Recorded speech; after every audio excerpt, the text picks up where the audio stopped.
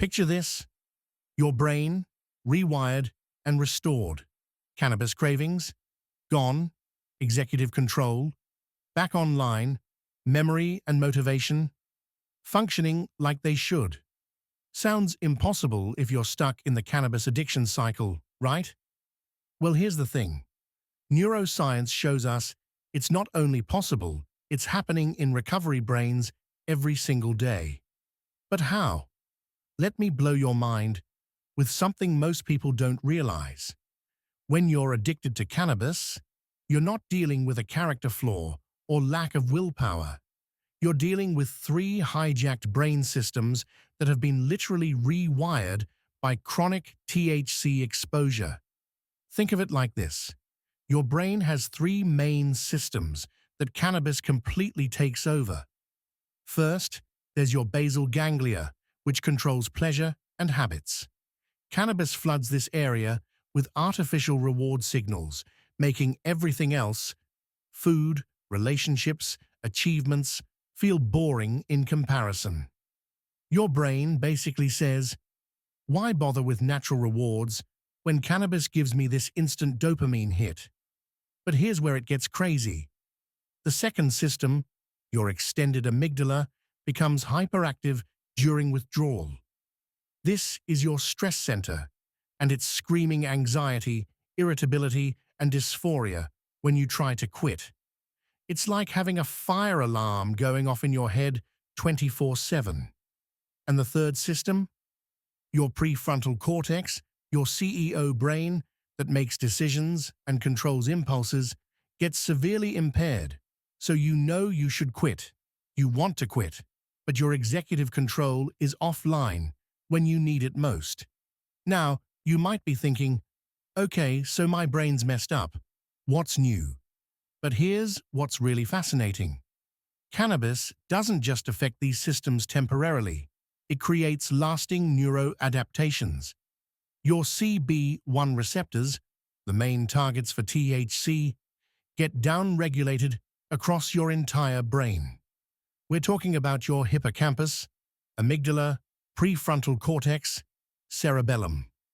These receptors normally help regulate everything from memory to emotional processing to motor control.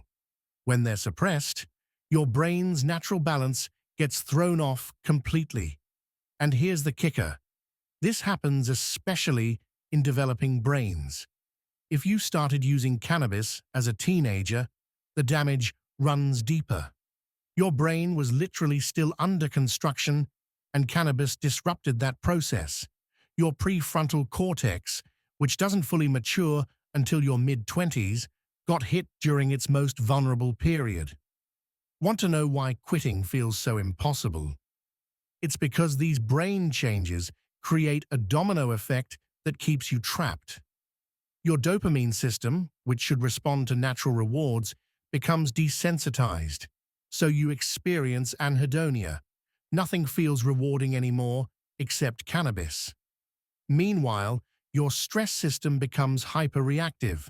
The smallest trigger sends your anxiety through the roof, and guess what your brain says? Cannabis will fix this. But wait, it gets worse. Your executive control is compromised, so even when you logically know you should stop, your impulse control is shot. You literally cannot think your way out of this because the thinking part of your brain is impaired. This is why the cycle feels so vicious. Withdrawal makes you feel terrible. Your stressed-out brain craves relief, but your decision-making system can't properly weigh the long-term consequences.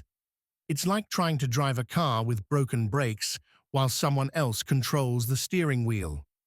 But here's where the story gets hopeful, and this is backed by solid neuroscience. Your brain is incredibly plastic. It can rewire itself even after years of cannabis use. Studies show that CB1 receptors start recovering after just 4 weeks of abstinence. Your hippocampus, crucial for memory, can actually regain lost volume after sustained sobriety. We're talking about real measurable brain recovery here. The key is understanding that recovery happens in stages, and each stage requires different strategies based on what's happening neurologically. So how do you actually escape? You need a three-pronged approach that targets each hijacked brain system. For your reward system, you need to gradually retrain your brain to find natural rewards satisfying again. This means engaging in activities that boost dopamine naturally: exercise, social connection, creative pursuits, achieving small goals.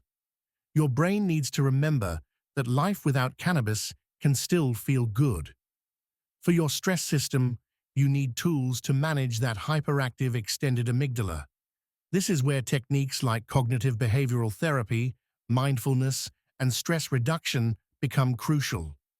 You're literally teaching your brain new ways to cope with anxiety and negative emotions that don't involve cannabis.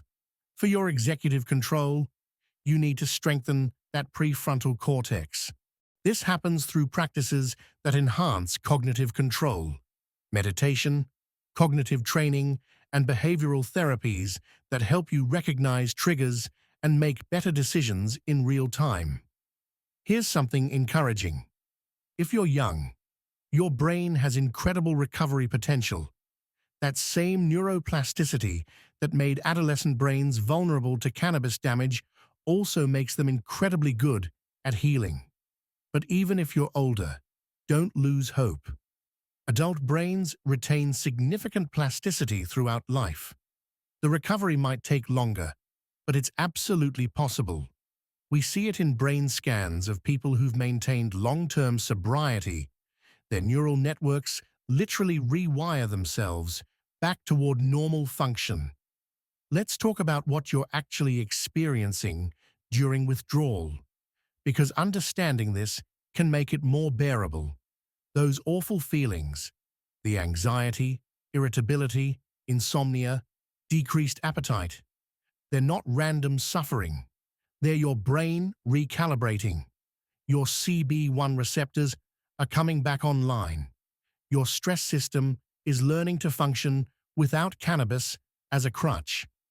Your reward circuits are slowly starting to respond to natural stimuli again.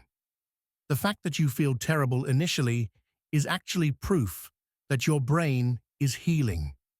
It's like the difference between a broken bone that's set properly and one that isn't. The properly set bone hurts more at first, but it heals correctly. The exciting news is that treatment is evolving based on these neuroscientific insights. We're moving beyond just white-knuckling it toward targeted interventions. There are new medications that specifically target the endocannabinoid system, like AEF 0117, which blocks the rewarding effects of THC without causing withdrawal. CBD is showing promise for reducing anxiety and cravings. N-acetylcysteine helps normalize glutamate signaling, reducing relapse risk. And on the behavioral side, we're using techniques like neurofeedback to literally train your brain waves back to normal patterns. Transcranial magnetic stimulation can enhance activity in your prefrontal cortex, giving your executive control a boost when you need it most. But here's the thing. Your recovery journey will be unique because your brain is unique. Factors like when you started using, how much you used, your genetics, and your environment all influence how your brain responds and recovers. Some people see dramatic improvements in cognitive function within weeks. Others might take months to feel normal again. Early users might need more intensive interventions because their brains were changed during critical developmental periods. The key is not comparing your recovery to someone else's. Your brain is healing at its own pace, following its own pathway back to health. So what does successful recovery look like from a neuroscience perspective? It's not just about stopping cannabis use. It's about comprehensive brain restoration. Your reward system learns to find joy in natural experiences again. That morning, coffee actually tastes good. Conversations become engaging. Exercise feels rewarding instead of like torture. Your brain remembers why these things used to matter. Your stress system becomes properly calibrated. You can handle life's ups and downs without immediately reaching for cannabis. Anxiety becomes manageable rather than overwhelming. And your executive control comes back online. You can make decisions based on your long-term goals rather than immediate impulses. You feel like the CEO of your own life again. Recovery isn't linear, and neuroscience explains why. Your brain goes through distinct phases. In the first week, you're dealing with acute withdrawal as your neurochemistry stabilizes. Weeks 2 to 4 are crucial. This is when CB1 receptors are recovering most rapidly. Months 2 through 6 involve gradual restoration of cognitive function and emotional regulation. After 6 months, you're seeing structural brain changes, actual volume recovery in areas like the hippocampus. But here's the important part. Even during the tough early phases, healing is happening. Every day of abstinence is allowing your brain to repair itself a little more. One thing neuroscience makes clear: social support isn't just nice to have, it's neurologically necessary for recovery. Positive social connections literally change your brain chemistry, reducing stress hormones and boosting recovery-promoting neurotransmitters. This is why group therapy, family support, and peer recovery programs work so well. They're not just providing encouragement. They're creating the neurochemical environment your brain needs to heal. Here's the most important thing to understand. Your brain wants to return to normal function. All those recovery mechanisms, neuroplasticity, receptor restoration, cognitive improvement, they're built into your brain's design. Cannabis addiction isn't your brain's natural state. It's a hijacked state. And given the right conditions, abstinence, proper support, targeted interventions, your brain will work incredibly hard to restore itself to healthy function. The neuroscience of cannabis addiction might explain why escaping feels so difficult, but it also reveals exactly how escape is possible. Your neuroplasticity is your superpower. Use it. What's your experience with cannabis addiction recovery? Let us know in the comments. Your story might help someone else understand that healing is possible.